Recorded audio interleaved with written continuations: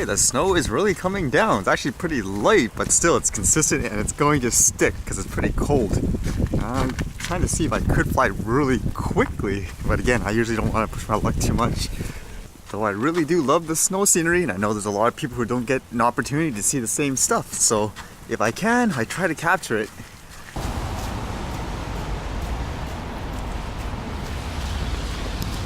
There were two things that caught my attention the most today, just from reading stuff. One of them, it seemed like there was some kind of, if you want to call it that, a drone leak, or what the new drone from DJI is. It's not like a Mavic or anything that came out. It's something more for agriculture and stuff like that. But then this one here, it says it's a Netflix show, and it's called The Push. So at first I was like, okay, what is this? Like just some show. But apparently here, the premise around the show is, I guess they take a real person as some kind of social experiment, and they want to see if they can essentially get someone to murder another. I guess literally like push them off the edge of a building or something like that. So as it says in the description, psychological illusionist Darren Brown makes his much anticipated US debut with the groundbreaking special The Push, premieres on Netflix February 27. In The Push, Brown exposes the psychological secrets of obedience and social compliance. He expertly lifts the lid on the terrifying truth that when confronted with authority, our natural instinct is to unflinchingly obey without question, to such an extent that even the most moral people can be made to commit the most horrendous acts simply because they are told to do so. So again, it's like a reality show, a social experiment where this guy has no idea he's being filmed, and I guess something happens, and everyone around him, like 60 to 70 actors, are all in on it just to see if they can manipulate this guy to do things that people wouldn't normally do. To me, it's really fascinating personally because I often like to try to research and understand people, the way they think, why they think the way they do. That's why even for me, usually when I talk to people about, say, sensitive issues, or if they have like a crazy opinion, I want to find out why. Because with things like this, it actually relates a lot, even to things like, for example, if people are afraid of a certain tech, it's just because of the surrounding where they actually don't really want to say it, but if they don't, then they'll look like kind of, how do you say, disobedient, I guess you can say, and they don't want to basically have that bad impression. It actually makes me super curious how I would actually deal with a situation like that, where, for example, not knowingly that everyone around you is in on this, just trying to manipulate you to do something bad. It makes me wonder how I would react.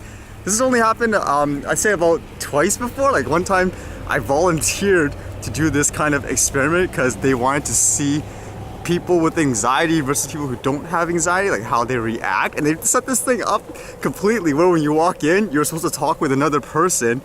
And then, for example, they said, oh, for some reason that person doesn't want to talk to you anymore.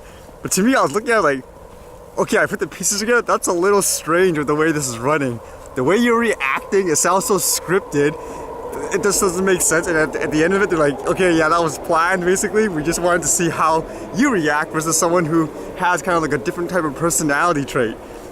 Again, I'm kind of curious how a person like me would actually do in stuff like this, because I would say for myself, I usually do things that aren't the most, say, quote, popular. Like I go against the norm, like in terms of what everyone says you should do. So it actually makes me curious, like how a person like that will react versus someone who is just used to, I guess, following directions, like just following a straight path or what people say you should do, versus, you know, obviously constantly trying to find ways to think outside of the box and all that.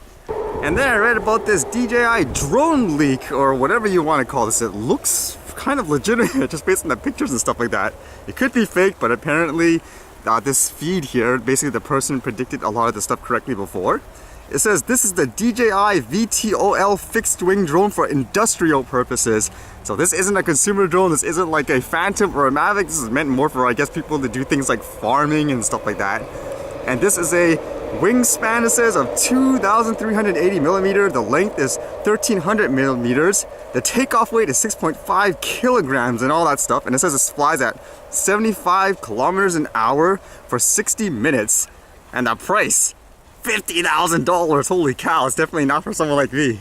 I've only flown the fixed wing mode in the Mavic Pro twice, and it's definitely not necessarily a mode you'd want if you're trying to capture video like the way I capture it anyways. It seems like it's meant more for flying, I guess, for fun and all that. It might be a silly question, but I actually don't understand things like why would a fixed wing be better in this case? Like just pretending if it could somehow fold out or whatever and end up exactly as this is, is not like better to make it portable. Like again, for me, I'm more of a hobbyist. I basically buy stuff like that Mavic Pro just to take videos for fun. But it's kind of interesting to see that that company is basically expanding out of it because there's gonna be more competition, I think, based on everything else that I see coming out. So much snow.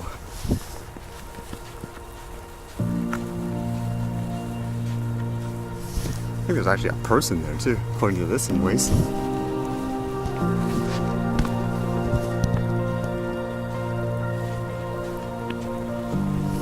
Yeah, it is. Someone there.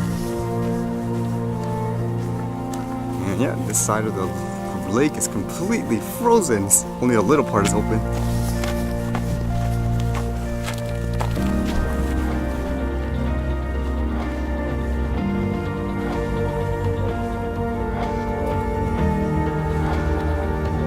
It's like it's swimming in lava, huh? Oh, couldn't really capture too much because I didn't want to push my luck. Although I noticed sometimes on this screen it looks a little weird because everything looks like it's black and white because of the fog, so you don't know if the picture setting is right or not.